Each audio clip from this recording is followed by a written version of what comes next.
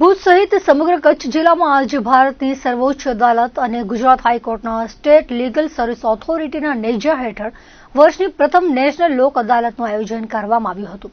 કચ્છના principal district જજ DP મહિરાએ આ અંગે વિગતો આપતા જણાવ્યું હતું કે ગુજરાત હાઈકોર્ટના ચેરમેન જસ્ટિસ કોગજે અને જિલ્લાના એડમિનિસ્ટ્રેટિવ જજ નિંજર દેસાઈના માર્ગદર્શન હેઠળ જિલ્લામાં ન્યાયિક પ્રક્રિયા ઝડપી બનાવવાના પ્રયાસો તેજ કરવામાં આવ્યા છે। હાલમાં કચ્છ જિલ્લાની વિવિધ અદાલતોમાં કુલ 54,000થી વધુ કેસો પેન્ડિંગ છે, જેમાંથી 10,294 જેટલા મહત્વના કેસો આ લોક અદાલતમાં રિફર કરવામાં આવ્યા છે। અગાઉની લોક અદાલતમાં સફળતાપૂર્વક પેન્ડન્સી ઘટાડીને 50,000થી ઓછી કરવામાં આવી હતી, જેને આ વખતે પણ જાળવી રાખવા તંત્ર કટિબદ્ધ છે। જિલ્લાના વકીલ મિત્રો, પબ્લિક પ્રોસિક્યુટર્સ અને કોર્ટ સ્ટાફના સહયોગથી મહત્તમ કેસો ડિસ્પોઝ કરીને સામાન્ય લિટિગન્ટ્સને ઝડપી ન્યાય અપાવવા કચ્છ જિલ્લા ન્યાયતંત્ર સજ્જ બન્યું છે। આજરોજ નાલસા એટલે નામદાર સર્વોચ્ચ અદાલતના સૂચન મુજબ નામદાર ગુજરાત હાઈકોર્ટના એટલે ગુજરાત સ્ટેટ લીગલ સર્વિસ ઓથોરિટીના નેજા હેઠળ ચેરમેન શ્રી જસ્ટિસ કોગજે સાહેબ અને આપણા એડમિનિસ્ટ્રેટિવ જજ શ્રી નિર્જર દેસાઈ સાહેબના માર્ગદર્શન અને સૂચના મુજબ આજરોજ આપણે આખા આપણા જિલ્લામાં નેશનલ લોક અદાલતનું વર્ષની પ્રથમ નેશનલ લોક અદાલતનું આયોજન કરેલું છે। આપણા જિલ્લામાં 54,000 કેસોથી ઉપરાંતની પેન્ડન્સી છે। એ પૈકીના આપણે 10,294 કેસ આ લોક અદાલતમાં રિફર કરેલા છે। અહીંયાના સ્ટાફ મેમ્બર્સ, પબ્લિક પ્રોસિક્યુટર્સ અને વકીલ મિત્રોના સાથ અને સહકારથી મેક્સિમમ કેસો આપણે આજરોજ લોક અદાલતમાં ડિસ્પોઝ કરનાર છીએ। છેલ્લી લોક અદાલતમાં આપણા કેસોની પેન્ડન્સી જે આપણે 50,000થી ઓછી કરી નાખેલી હતી, આ વખતે પણ મને એવી આશા છે કે આ વખતે આપણે 50,000 કરતાં ઘણી ઓછી પેન્ડન્સી કરશું અને એ રેશિયો આપણે જાળવી રાખશું। રોજબરોજના કેસો ઉપરાંત આજે મેક્સિમમ કેસો ડિસ્પોઝ થશે અને એનો લાભ સામાન્ય લિટિગન્ટને મળશે। મહત્વના કેસોમાં જોઈએ તો અત્યારે ફાઇનાન્શિયલી જે ચાલી રહેલું છે તો એમાં નેગોશિયેબલ ઇન્સ્ટ્રુમેન્ટના કેસો છે। એ નેગોશિયેબલ ઇન્સ્ટ્રુમેન્ટના કેસો ઉપરાંતના વીમા કંપનીના કેસો છે, મોટર એક્સિડન્ટ ક્લેમો છે, એમાં દરખાસ્તો પણ આવી જાય। સાથે સાથે જે તામિલ, અહીંયા દરખાસ્તને તામિલ કહેવામાં આવે છે, એ તામિલના કેસો છે, એ બેંકોના જે તામિલના કેસો હોય એનો પણ સમાવેશ થાય છે। જુદી જુદી બેંકો ઉપરાંત અહીંયા ફાઇનાન્શિયલ ઇન્સ્ટિટ્યૂટ છે, એના કેસો પણ આપણે ત્યાં આગળ લિટિગેશન રાખેલા છે। તદુપરાંત આપણે રેગ્યુલર કેસો ઉપરાંત પણ આપણે પ્રી લિટિગેશનના કેસો બી રાખીએ છીએ કે જેથી કરીને વ્યક્તિએ કોર્ટમાં આવવું બી ના પડે, કોર્ટમાં કેસ દાખલ થાય એની પહેલાં એનો નિર્ણય થઈ જાય, એટલે એને કોર્ટના જે ખર્ચા થાય છે એ ખર્ચાનો અને સમયનો બંનેનો એને બચાવ થાય છે। ગુજરાત રાજ્ય કાનૂની સેવા સત્તા મંડળ અને જિલ્લા કાનૂની સેવા સત્તા મંડળના સંયુક્ત ઉપક્રમે લોક અદાલતનું વિશેષ આયોજન કરવામાં આવ્યું હતું। ભુજ ફેમિલી કોર્ટના જજ વસંત ગોલાનીએ આ અંગે માહિતી આપતા જણાવ્યું હતું કે આ લોક અદાલતમાં કૌટુંબિક વિવાદોને લગતા 130થી વધુ કેસો સમાધાન અર્થે મૂકવામાં આવ્યા છે। પક્ષકારો વચ્ચેના મનભેદ દૂર કરી તકરારનું કાયમી નિરાકરણ લાવવા માટે અહીં સઘન પ્રયાસો હાથ ધરવામાં આવશે। લોક અદાલતના માધ્યમથી અનેક પરિવારોમાં સુખદ સમાધાન થયું હતું। બીજી તરફ જે કિસ્સાઓમાં પરસ્પર સંમતિથી સાથે રહેવું શક્ય ન જણાયું ત્યાં પક્ષકારોએ કાયદાકીય રીતે છૂટાછેડા લઈ પોતાના જીવનની નવી શરૂઆત કરવાનો માર્ગ અપનાવ્યો હતો। ખાસ કરીને બાળકોની કસ્ટડીને લગતા સંવેદનશીલ કેસોમાં પણ માતા પિતા બંને બાળકના હિતને ધ્યાને રાખીને યોગ્ય સમજૂતી પર પહોંચ્યા હતા। આમ લાંબા સમયથી ચાલતા કાનૂની વિવાદોનો અંત આવતા પક્ષકારોએ રાહત અનુભવી હતી। આજરોજ ભુજ મુકામે ગુજરાત કાનૂની સેવા સત્તા મંડળ દ્વારા અને જિલ્લા કાનૂની સેવા સત્તા મંડળ દ્વારા લોક અદાલતનું આયોજન કરવામાં આવેલ છે, જેમાં 130થી વધારે કેસો અમે લોક અદાલત સમાધાન માટે રાખેલા છે, જેમાં પક્ષકારોના સમાધાન થાય અને બંને ભેગા થાય અને તેમના તકરારોનું નિરાકરણ થાય એના માટેના પ્રયાસો અમે કરેલા છે। ઘણા કેસોમાં પક્ષકારો બંને જણા સમાધાન કરીને ભેગા રહેવાનું નક્કી કરેલ છે, તથા ઘણા કિસ્સાઓમાં બંને જણાનું સમાધાન થાય એવું પક્ષકારોને ન જણાતા તેઓએ છૂટાછેડા લેવાનું પણ નક્કી કરેલ છે। પણ અલ્ટિમેટલી તેમના કેસોનું ફાઇનલ નિરાકરણ થાય છે કે હવે ભવિષ્યમાં એનો કેસનું પૂરું થાય તો જેથી એ સારી રીતે જીવી શકશે અને જે પોતાની મરજીથી સારી રીતે જે પાત્ર સાથે છે ત્યાં લગ્ન વગેરે કરીને પૂર્ણ જીવન ફરીથી ચાલુ કરી શકશે અને સાથે રહેનાર જે છે એ બંને એકબીજાને આશ્વાસન આપે છે અને ભરોસો આપે છે અને હવે તે સારી રીતે રહેશે એવું પણ કેસો બન્યા છે. ઘણા કેસોમાં એવું પણ છે જ્યાં બાળકની કસ્ટડી માટેના મુદ્દા છે તો બાળકની કસ્ટડી માટે કોઈ એક વ્યક્તિ પાસે રહે ને બીજા વ્યક્તિ એમને માતા કે પિતા પાસે કસ્ટડી રહે તથા અન્ય જે પાર્ટી છે તેને મળી શકે એવી રીતની પણ વાતચીત થાય છે અને બાળકના કેસનો નિકાલ સારી રીતે થાય એનો પ્રયાસ થઈ રહ્યો છે અને અમે આશા રાખીએ છીએ કે એવા કેસો પણ પૂરા થઈ જશે. આમ આદમી પાર્ટીના પ્રદેશ પ્રમુખ ઈસુદાન ગઢવીએ કચ્છની મુલાકાત દરમિયાન રાજ્ય સરકાર અને પોલીસ પ્રશાસન પર ગંભીર આક્ષેપો કર્યા હતા. તેમણે જણાવ્યું હતું કે ગુજરાતમાં પોલીસ હવે બંધારણ મુજબ નહીં પરંતુ ભાજપના ઇશારે અને પક્ષના કાર્યકર હોય તેમ કામ કરી રહી છે. ઈસુદાન ગઢવીએ કચ્છના આપ નેતા ડોક્ટર કાયનાતબેન આથાની ધરપકડ મામલે રોષ વ્યક્ત કર્યો હતો. જ્યારે જનતાએ તેમને દારૂના અડ્ડાઓ વિશે ફરિયાદ કરી ત્યારે તેમણે પોલીસને લિસ્ટ સોંપ્યું હતું પરંતુ પોલીસે કોઈ કાર્યવાહી ન કરતા અંતે જનતા રેડ કરવામાં આવી હતી. આ રેડમાં દારૂ ઝડપાયો હોવાના પુરાવા પણ છે છતાં પોલીસે બુટલેગરોને બચાવવા માટે ડોક્ટર કાયનાતબેન સામે એટ્રોસિટીનો ખોટો કેસ કરી ધરપકડ કરી છે. કચ્છમાં ત્યારે ડ્રગ્સ અને દારૂનો કાળો કારોબાર બેફામ ચાલી રહ્યો છે. આ ધંધામાંથી મળતા કરોડો રૂપિયાના હપ્તા પોલીસ અને સત્તાધારી પક્ષના નેતાઓ સુધી પહોંચે છે. જ્યારે કોઈ આ અનૈતિક પ્રવૃત્તિ સામે અવાજ ઉઠાવે છે ત્યારે તેને એટ્રોસિટી એક્ટ જેવા કાયદાનો દુરુપયોગ કરી જેલમાં ધકેલી દેવામાં આવે છે તેવા આક્ષેપો કર્યા હતા. બીજી તરફ કચ્છમાં ગેરકાયદેસર દારૂના વેચાણ અને અડ્ડાઓ સામે અવાજ ઉઠાવનાર સામાજિક અને રાજકીય કાર્યકરો સામે પોલીસ દ્વારા કરવામાં આવેલી કાર્યવાહીને લઈને રાજકારણ ગરમાયું છે. આમ આદમી પાર્ટીના નેતા ઈસુદાન ગઢવી એસપી કચેરી ખાતે રજૂઆત કરી પોલીસ તંત્ર અને સત્તાધારી પક્ષ પર આકરા પ્રહારો કર્યા હતા. તાજેતરમાં આપ કાર્યકર કાયનાતબેન અંસારી અને તેમની ટીમ દ્વારા ગેરકાયદેસર દારૂના અડ્ડાઓ પર જનતા રેડ કરવામાં આવી હતી. ઈસુદાન ગઢવીએ આક્ષેપ કર્યો હતો કે ખરેખર તો પોલીસ આ હિંમતભર્યા કામ માટે તેમનું સન્માન કરવું જોઈએ પરંતુ તેના બદલે પોલીસ અને અમુક નેતાઓના આશીર્વાદથી ચાલતા અડ્ડાઓનો પર્દાફાશ થતા કિનાખોરી રાખીને તેમની સામે જ એટ્રોસિટીની ખોટી ફરિયાદો કરી તેમને જેલમાં ધકેલી દેવામાં આવ્યા છે. ઈસુદાન ગઢવીએ ચેતવણી આપી છે કે જો તપાસ અધિકારી જાણી જોઈને પ્રક્રિયામાં વિલંબ કરશે અને સોમવાર સુધીમાં યોગ્ય નિરાકરણ નહીં આવે તો આમ આદમી પાર્ટી આ મામલે કોર્ટમાં જશે અને કાયદાકીય લડત વધુ તેજ બનાવશે. જે રીતે અમારા આગેવાન કાયનાતબેન અંસારી આથા અને એમની ટીમ જે ગેરકાયદેસર દારૂના અડ્ડાઓ ચાલી રહ્યા હતા એમાં જનતા રેડ કરી ખરેખર પોલીસે એનું સન્માન કરવું જોઈતું હતું. એના બદલે મને લાગે છે કે અડ્ડાઓ ઉપર રેડો પડતા ભાજપના નેતાઓ કે પોલીસોના હપ્તા બંધ થવાના ડર ઉપર કોઈક અધિકારીઓ અથવા તો મિલીભગતના કારણે દલિત સમાજના એક મહિલાને ઊભી કરીને ખોટી એટ્રોસિટીની ફરિયાદ કરી અને એમને જેલમાં નખાવડાવ્યા છે, જેને લઈને હું આજે અહીંયા આવ્યો હતો. તમે વિચાર કરો કે ખરેખર જનતા રેડ કરે એનું સન્માન કરવું જોઈતું. દારૂના અડ્ડા બંધ કરાવવાની જવાબદારી પોલીસ અધિકારીઓની છે. એમને પગાર, ગાડીઓ, બંગલો આપણે આપીએ છીએ પરંતુ કદાચ એની ફરજ ચૂકે છે. પરંતુ જે લોકો સમાજ આગેવાનો, પોલિટિકલ આગેવાનો એ જાગૃતતા કેળવી અને ત્યાં જાય છે, રેડો પાડીને પોલીસને બતાવડાવે છે, એમની ઉપર ખોટી ફરિયાદો થવાથી દલિત સમાજના પણ કેટલાક આગેવાનો મને મળવા આવ્યા હતા કે સાહેબ સુપ્રીમ કોર્ટ સુધી જયારે એટ્રોસિટીની ફરિયાદ થાય છે ત્યારે એક વાત સામે આવી છે કે ફરિયાદ ખોટી થાય છે અને આ જતા દાડે આ કાયદો બુઠ્ઠો બની જશે.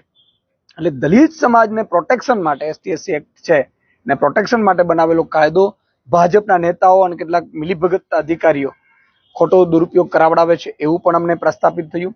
સાથે સાથે હું આજે જેલમાં પણ મળવા ગયેલો પરંતુ જેલમાં પણ મને કાયનાતબેન અને આખી ટીમને મળવા નહોતા દેતા. એમણે ખબર નહીં ક્યાંથી મનાઈ આવી હશે એટલે જેલમાં પણ મળવા નથી દીધું. પછી મેં અહીંયા SP શ્રીને મળવા આવ્યા હતા કે એટ્રોસિટીની ફરિયાદો અગાઉ થયેલી છે, કોઈ ધરપકડો નથી થઈ. હમણાં જ એક ભાજપના આગેવાન, એમના દીકરા બ્રાહ્મણ સમાજના, એમને સુસાઇડ નોટ લખી મૃત્યુ પહેલા કે આ 18 વ્યક્તિઓ છે જે ગુનેગાર છે એમાંથી ભાજપના 16 છે એની કોઈ ધરપકડ નથી કરી. એટલે કાયદો અલગ અલગ છે પોલીસ માટે. એટલે મને લાગે છે કે ભાજપના હિસારે ચાલતો કાયદો છે ને આમ આદમી માટે છે. એટલે બહુ દુઃખદ છે. આજે SP શ્રીને પણ મેં રજૂઆત કરવા આવ્યા હતા તો SP શ્રીનો હોવાથી DYSP શ્રીએ અમારી રજૂઆત સાંભળી છે. બીજું કે કાયનાતબેન અને આખી ટીમને વધારેમાં વધારે જેલ આવે એટલે આઈઓ હાજર નથી રહેતા. આઈઓને એવું શું કામ છે ભાઈ? એવી શું મિટિંગો આવી જાય છે? તમે કોઈ પ્રતિષ્ઠિત નાગરિકને સન્માન કરવાને બદલે જેલમાં નખાવી છે અને વધુ જેલમાં રહેવા ષડયંત્રો કરો છો. એટલે આ બધા મામલા ઉપર આજે અમે રજૂઆત કરી છે અને સોમવારે અમે એવું કહ્યું છે કે સોમવારે આઈઓ હાજર રહે, નહીં તો પછી આઈઓ સામે પણ અમે કોર્ટમાં જશું અથવા લીગલનો ઓપિનિયન લેશું, એવી અમે વાતચીત કરી છે. ગાંધીધામમાં આવેલા સરકારી વિશ્રામ ગૃહની હાલત ચિંતાજનક બની ગઈ હોવાનો મુદ્દો સામે આવ્યો છે. મહેમાનો અને સરકારી અધિકારીઓ માટે બનાવવામાં આવેલ આ વિશ્રામ ગૃહમાં મૂળભૂત સુવિધાઓનો જ અભાવ જોવા મળતા લોકોમાં અસંતોષ ફેલાયો છે. મળતી માહિતી મુજબ વિશ્રામ ગૃહના હોલ અને બેઠક રૂમોમાં પંખાના દંડા તો લગાવવામાં આવ્યા છે, પરંતુ ઘણા સ્થળોએ પંખા જ નથી. કેટલાક સ્થળોએ તો માત્ર ખાલી દંડા લટકતા જોવા મળે છે, જેના કારણે ગરમીમાં આવતા લોકો માટે ભારે મુશ્કેલી ઊભી થાય છે. આશ્ચર્યની વાત એ છે કે આટલા મોટા વિશ્રામ ગૃહમાં બેઠક માટેના રૂમમાં એક પણ સીલિંગ પંખો ચાલુ હાલતમાં નથી અને માત્ર એક જ ટેબલ પંખા દ્વારા કામ ચલાવવામાં આવી રહ્યું છે. આ ઉપરાંત કેટલીક જગ્યાએ એસીના કમ્પ્રેસર પર લટકતા હાલતમાં જોવા મળે છે, જે જાળવણીની અછત દર્શાવે છે. ગ્રાઉન્ડ વિસ્તારમાં પણ સફાઈનો અભાવ જોવા મળે છે. ગંદકી અને બેદરકારીના કારણે સમગ્ર પરિસરની સ્થિતિ વધુ ખરાબ બની રહી છે. વિશ્રામ ગૃહમાં આવતા મહેમાનો માટે યોગ્ય બેઠક વ્યવસ્થાનો પણ અભાવ છે. પૂરતી ખુરશીઓ અને વ્યવસ્થિત બેઠક ન હોવાને કારણે મુલાકાતીઓ અને અધિકારીઓને તકલીફનો સામનો કરવો પડે છે. શહેરના મહત્વપૂર્ણ સરકારી સ્થળોમાં ગણાતા આ વિશ્રામ ગૃહની આવી બેદરકારી ભરી હાલત અનેક પ્રશ્નો ઊભા કરે છે. જવાબદાર તંત્ર દ્વારા સમયસર જાળવણી અને જરૂરી સુવિધાઓ ઉપલબ્ધ કરાવવામાં આવે તેવી માંગ સ્થાનિકોમાં ઉઠી રહી છે. કચ્છના હૃદય સમાન ભુજ શહેરમાં છેલ્લા 4 દાયકાથી અવિરતપણે સેવાની જ્યોત જલાવતું રામરોટી છાસ કેન્દ્ર હાલ કપરા સમયમાંથી પસાર થઈ રહ્યું છે. વર્તમાન યુદ્ધની વૈશ્વિક પરિસ્થિતિની સીધી અસર આ માનવતાવાદી સંસ્થાના રસોડા સુધી પહોંચી છે. છેલ્લા 14 વર્ષથી આ કેન્દ્રમાં મેનેજર તરીકે ખડે પગે સેવા આપતા વ્રજલાલ બિહારી લાલ ઠક્કર જણાવે છે કે અત્યારે યુદ્ધ જેવી અસાધારણ સ્થિતિને કારણે રાંધણ ગેસના સિલિન્ડર મેળવવામાં ભારે હાલાકી ભોગવવી પડી રહી છે. આ સંસ્થા કોઈ વ્યવસાયિક હેતુ માટે નહીં, પરંતુ શુદ્ધ સેવાના ભાવથી ચાલે છે. છતાં નિયમોના અને અછતના કારણે જરૂરિયાત મુજબના બાટલા સમયસર ઉપલબ્ધ થતા નથી. સામાન્ય દિવસોમાં આ કેન્દ્રમાં દરરોજ 1100 થી 1200 લોકો ભોજન લેતા હતા, પરંતુ હાલની પરિસ્થિતિમાં આ આંકડો વધીને 1500 સુધી પહોંચી ગયો છે. શહેરમાં અનેક રેસ્ટોરન્ટ બંધ થઈ ગયા છે અને સામાન્ય નાગરિકોના ઘરે પણ ગેસની અછત વર્તાઈ રહી છે, જેના કારણે અનેક જરૂરિયાતમંદ પરિવારો હવે રામરોટી કેન્દ્ર તરફ વળ્યા છે. દરરોજ સરેરાશ 3.5 બાટલાનો વપરાશ ધરાવતી આ સંસ્થા માટે વધારાના 350 થી 400 લોકોના ભોજનની વ્યવસ્થા કરવી એક મોટો પડકાર બની રહ્યો છે. સંચાલકોના જણાવ્યા મુજબ સંખ્યામાં 1.5 ગણો વધારો થયો હોવા છતાં ગેસના બાટલા તો જૂના નિયમ મુજબ જ મળે છે, જે અપૂરતા સાબિત થઈ રહ્યા છે. અત્યારે યુદ્ધની પરિસ્થિતિ હોતા ગેસના બાટલા મેળવવામાં ઘણી મુશ્કેલી પડે છે. અમને બહુ જ મુશ્કેલી પડી છે. અમારી ઘરના રોજ 3 બાટલા એવરેજ 3-3.5 બાટલા ખપે અમને, બરાબર છે. હવે સંખ્યા પણ વધી ગઈ છે. ગામમાં રેસ્ટોરન્ટ ને બધે બંધ થઈ ગયા છે. અમુકને ઘરે ગેસ ખલાસ થઈ ગયો તો હવે શું કર્યું, તો એ રામરોટીમાં હાલે આવ્યા છે.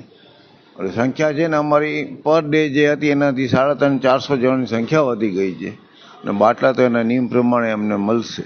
શું બહુ મુશ્કેલી છે રામરોટી છાસ કેન્દ્ર અને બાટલા મેળવવા માટે. પહેલાં 1100-1200 હતા, અત્યારે 1500 થઈ ગયા છે. અમારી માંગ એ છે કે અમને માંગીએ ત્યારે ગેસના બાટલા મળવા જોઈએ. સંસ્થા સાથે જોડાયેલા રાજેશ સોમૈયાએ આ અંગે ઊંડી સંવેદના વ્યક્ત કરતા જણાવ્યું હતું કે આ કેન્દ્ર છેલ્લા 41 વર્ષથી કોઈ પણ જાતના સ્વાર્થ વગર નિઃશુલ્ક ભોજન પૂરું પાડી રહ્યું છે. આ કોઈ વ્યવસાયિક પ્રવૃત્તિ નથી, છતાં ગેસના બાટલાની તકલીફના કારણે સેવામાં વિક્ષેપ પડવાની સંભાવના છે. છેલ્લા 1 અઠવાડિયાથી સ્થિતિ વધુ ગંભીર બની છે. જ્યારે સમાજમાં મુશ્કેલી આવે ત્યારે આવી સેવાભાવી સંસ્થાઓ જ લોકોનો સહારો બનતી હોય છે. ત્યારે સરકાર અને તંત્રે રામરોટી છાસ કેન્દ્ર જેવી સંસ્થાઓ માટે વિશેષ આયોજન કરવું જોઈએ. સંચાલકોની માત્ર એટલી જ માંગ છે કે માનવતાના આ કાર્યમાં રસોડું ચાલુ રહે તે માટે માંગણી મુજબ તુરંત જ ગેસના બાટલાની પૂર્તિ કરવામાં આવે. આ રામરોટી છાસ કેન્દ્રમાં છેલ્લે 41 વર્ષથી આ ચાલુ છે, જેનામાં અમે ફ્રીમાં જમાડીએ છીએ. આ કોઈ અમારો કોમર્શિયલ કે ધંધાકીય નથી વસ્તુ. અમારી આ સેવાકીય પ્રવૃત્તિ છે, જેમાં લાસ્ટ હમણાં છેલ્લે 1 વીકથી ગેસના બોટલની બહુ જ તકલીફ પડે છે, કે જેથી કરીને અમુક રેસ્ટોરન્ટ બંધ થઈ ગયા છે, અમુકના ઘરે નથી. એટલે હમણાં જે સંખ્યા હતી એનાથી પણ દોઢી સંખ્યા અહીંયા થાય છે, જે બહુ મોટો છે. અમારો કોઈ પણ ધંધાકીય નથી, અમારો સેવાકીય રીતે જ અમારો છે.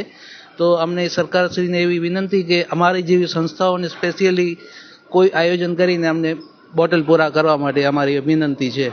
એવરેજ 800-1000 હતા, હમણાં 1500 જેવા થઈ જાય છે આના થકી.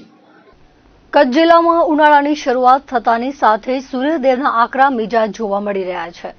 વધતા જતા તાપમાન અને ઉનાળાના આકરા તડકાને કારણે માનવ શરીર પર તેની સીધી અસરો વર્તાઈ રહી છે, જેમાં ખાસ કરીને ચામડીના રોગોનું પ્રમાણ નોંધપાત્ર રીતે વધ્યું છે. ભૂશહેરમાં છેલ્લા 10 વર્ષથી કાર્યરત અને જાણીતા સ્કિન સ્પેશિયાલિસ્ટ ડોક્ટર યશ ધામેચાએ આ અંગે નાગરિકોને સાવધ રહેવા અને જરૂરી સાવચેતી રાખવા માટે ખાસ માર્ગદર્શન પૂરું પાડ્યું છે. ડોક્ટર ધામેચાના જણાવ્યા અનુસાર ઉનાળામાં થતો અતિશય પરસેવો અને વાતાવરણમાં રહેલો ભેજ ચામડીના રોગો માટે મુખ્ય જવાબદાર પરિબળ છે. વર્તમાન સમયમાં હોસ્પિટલમાં આવતા દર્દીઓમાં મુખ્યત્વે દાદર એટલે કે રિંગવોર્મ, શરીર પર થતી સતત આવતી ખંજવાળ અને સ્વેટ ડર્મેટાઇટિસ જેવી ફરિયાદો વધુ જોવા મળી રહી છે. સ્વેટ ડર્મેટાઇટિસ એ પરસેવાને કારણે થતી એક પ્રકારની એલર્જી છે, જેમાં ચામડી પર લાલ ચકામા પડી જાય છે અને અસહ્ય બળતરા થાય છે. આ ઉપરાંત કચ્છના રણ પ્રદેશની સૂકી અને તેજ ગરમીને કારણે ઘણા લોકોમાં સન એલર્જીની સમસ્યા પણ ઉદ્ભવે છે. જો શરૂઆતના તબક્કે સામાન્ય દેખાતી ખંજવાળ કે રેસીસની અવગણના કરવામાં આવે તો તે ભવિષ્યમાં ગંભીર ચામડીના રોગનું સ્વરૂપ ધારણ કરી શકે છે. તેથી પ્રાથમિક લક્ષણો જણાય કે તુરંત જ નિષ્ણાંત તબીબની સલાહ લેવી આવશ્યક છે. ચામડીના રોગોથી બચવા માટેના ઉપાયો સૂચવતા ડોક્ટર યશ ધામેચાએ જણાવ્યું હતું કે આ ઋતુમાં વ્યક્તિએ પોતાની અંગત સ્વચ્છતા પર વિશેષ ધ્યાન આપવું જોઈએ. દિવસ દરમિયાન 2 થી 3 વખત ઠંડા પાણીએ સ્નાન કરવું હિતાવહ છે, જેથી શરીર પર જામતો પરસેવો અને તેના બેક્ટેરિયા દૂર થઈ શકે. ખાસ કરીને જે લોકો વ્યવસાય કે કામ અર્થે સતત તડકામાં રહેતા હોય તેઓએ બહારથી આવ્યા બાદ તુરંત સ્નાન કરવાનો આગ્રહ રાખવો જોઈએ. સૂર્યના અલ્ટ્રાવાયોલેટ કિરણોથી બચવા માટે બહાર નીકળતી વખતે ગુણવત્તાયુક્ત સનસ્ક્રીન લોશનનો ઉપયોગ કરવો અને શરીરના ખુલ્લા ભાગોને સુતરાઉ કપડાથી વ્યવસ્થિત રીતે ઢાંકીને રાખવા જોઈએ.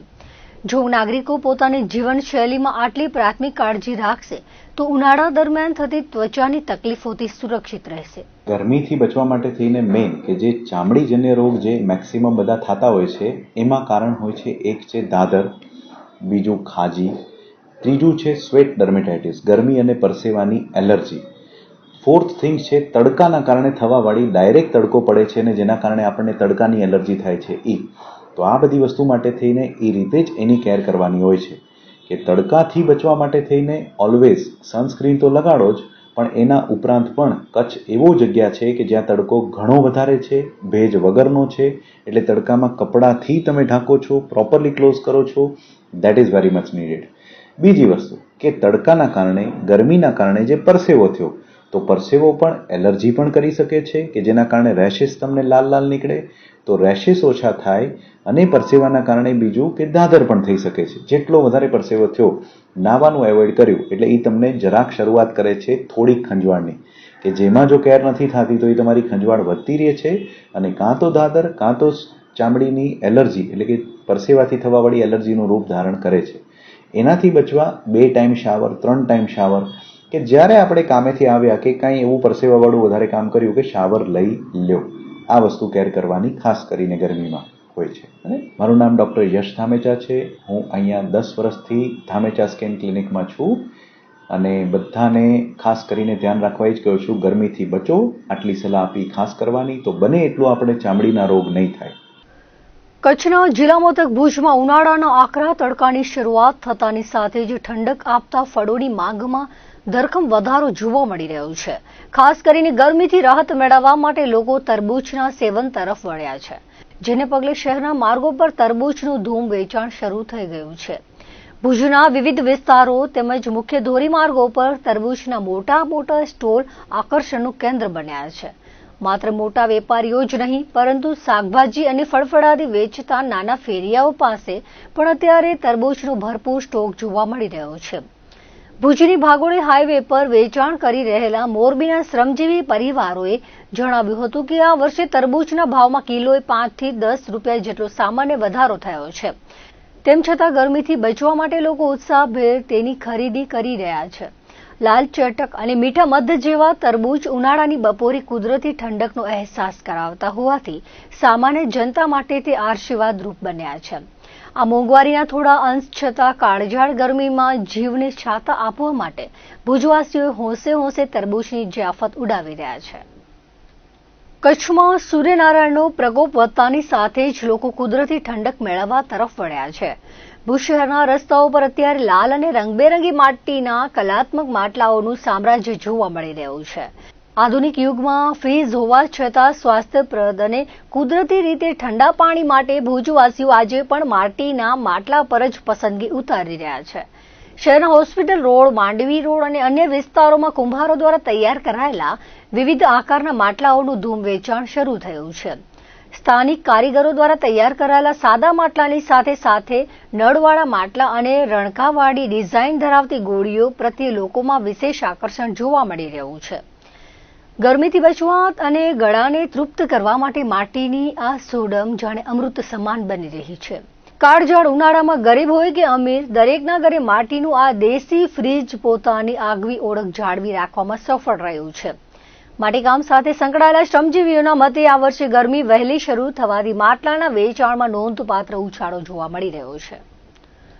માર્ચ મહિનો શરૂ થતાની સાથે સૂર્યદેવનો પ્રકોપ વધ્યો છે. ઉનાળાની શરૂઆતમાં જ ગરમીનો પારો આસમાને પહોંચી રહ્યો છે, ત્યારે શરીરમાં પાણીની અછત અને થાક લાગવું સામાન્ય છે.